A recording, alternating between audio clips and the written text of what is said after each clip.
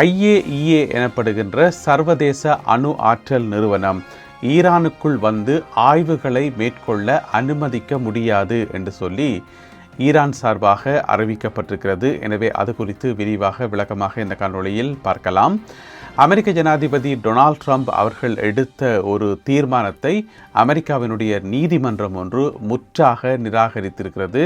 அது குறித்த விவரங்களையும், ஈரானுக்கும் அமெரிக்காவுக்கும் இடையிலான மறைமுகமான பேச்சுவார்த்தைகள் வெற்றிகரமாக இடம்பெற்றன என்று சொல்லி அறிவிக்கப்பட்டிருக்கிறது. அது குறித்தும் பார்க்கலாம். நேற்று 1ஆம் திகதி அமெரிக்க ஜனாதிபதி டொனால்ட் ட்ரம்ப் அவர்கள் ஒரு புத்தம் புதிய விமானம் ஒன்றை ஓடி பார்த்திருக்கின்றார். அந்த விமானம் சரியா இருக்கா என்ன என்று சொல்லி, எனவே அது குறித்த சில சுவாரஸ்யமான முக்கியமான தகவல்கள் இருக்கின்றன. அது குறித்தும் பார்க்கலாம். இந்த செய்திகளுடன் மேலும் ஒரு சில செய்திகளும் தகவல்களும் இந்த காணொலியில் காத்திருக்கின்றன. தமிழடியான் வேர்ல்டு யூடியூப் சேனலுக்கு உங்கள் அனைவரையும் வருகவென அன்புடன் வரவேற்கின்றேன். வாருங்கள் காணொலிக்குள் போகலாம். IAEA எனப்படுகின்ற சர்வதேச அணு ஆற்றல் நிறுவனம், ஐநாவுக்கு சொந்தமான அணு ஆற்றல் நிறுவனம், அவர்கள் ஈரானுக்கு சென்று அதனுடைய அதிகாரிகள் ஆய்வாளர்கள் ஈரானுக்குள் சென்று ஈரானினுடைய அணு ஆராய்ச்சி மையங்களை ஆய்வு செய்வார்கள் என்றது அந்த ஒப்பந்தத்தில் போடப்பட்டிருக்கிறது. அதாவது அமெரிக்காவுக்கும் ஈரானுக்கும் இடையிலான அந்த ஒப்பந்தத்தில் முக்கியமான விஷயமாக இது சொல்லப்பட்டிருக்கிறது. அதனை இப்பொழுது ஈரானினுடைய பாராளுமன்ற சபாநாயகரும் பேச்சுவார்த்தை குழுவினுடைய தலைவருமாகிய முகமது பாகர் கலிபஃப் அறிவித்திருக்கின்றார். ஏனென்று சொன்னால், அந்த மாதிரியான இடங்கள் மேலே ஏற்கனவே அமெரிக்கா தாக்குதல் நடத்தி இருக்கிறது. தாக்குதல் நடத்தி கடுமையாக சேதப்படுத்தி இருக்கிறது. பிறகு அந்த இடங்களை நீங்கள் பரிசோதனை செய்கிறதுக்கு நாங்கள் அனுமதிக்க மாட்டோம் என்று சொல்லி அவர் அறிவித்திருக்கின்றார். என்ன பிரச்சனை என்று சொன்னால், இந்த 60 நாள் ஒப்பந்தம் ஒன்று இருக்குத்தானே, அந்த ஒப்பந்தத்தில் முக்கியமான விஷயமே இந்த IAEA அதிகாரிகள் ஈரானுக்கு போயிட்டு பரிசோதனை செய்வார்கள் என்று சொல்லி, எல்லா இடத்தையும் பரிசோதனை செய்வார்கள் என்று சொல்லி, அந்த 60 நாளில் இப்போ ஒரு 10 நாள் முடிஞ்சதுன்னு ஒரு 50 நாள் தான் கிடக்குது. எனவே இந்த 50 நாட்களுக்குள்ள இது சம்பந்தமாக ஏதாவது ஒரு முக்கியமான முடிவுக்கு வந்தே ஆகணும். ஆனால் ஈரான் அதற்கு மறுப்பு தெரிவித்திருக்கிறது.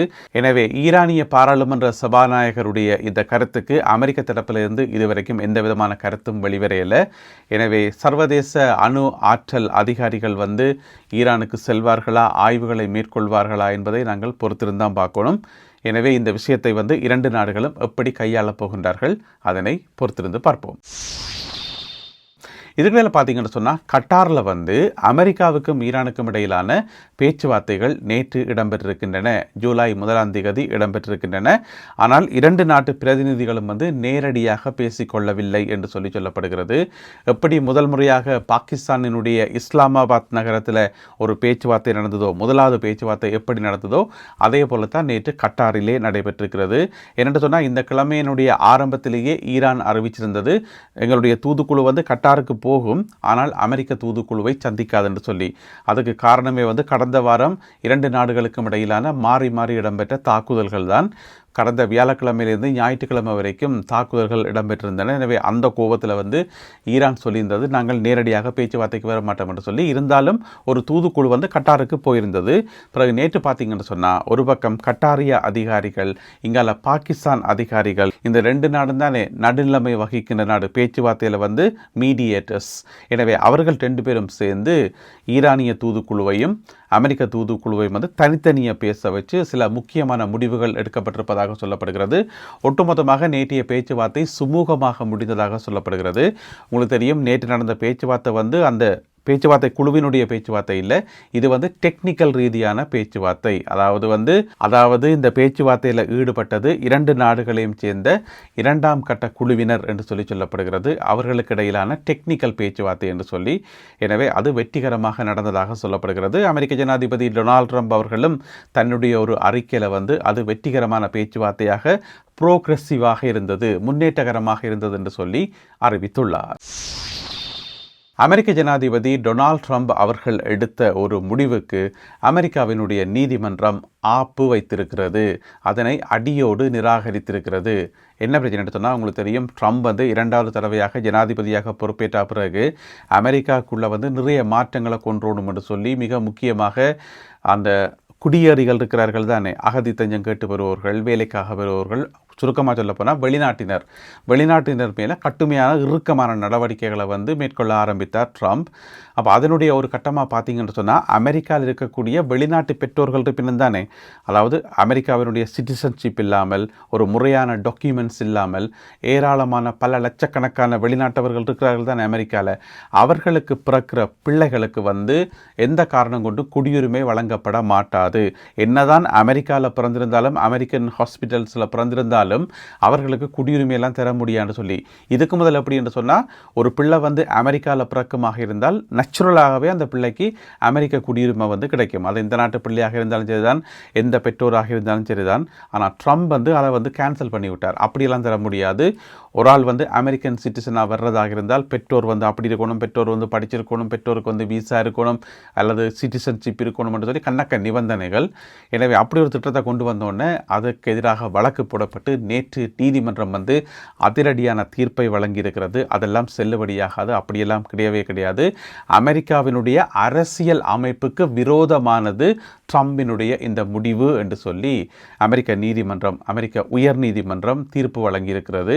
எனவே அமெரிக்காவில் ஒரு குழந்தை பிறந்தா அந்த குழந்தை அமெரிக்க குழந்தை தான், அதுக்கு வந்து அமெரிக்க சிட்டிசன்ஷிப் கொடுக்கறது தான் நியாயமானது.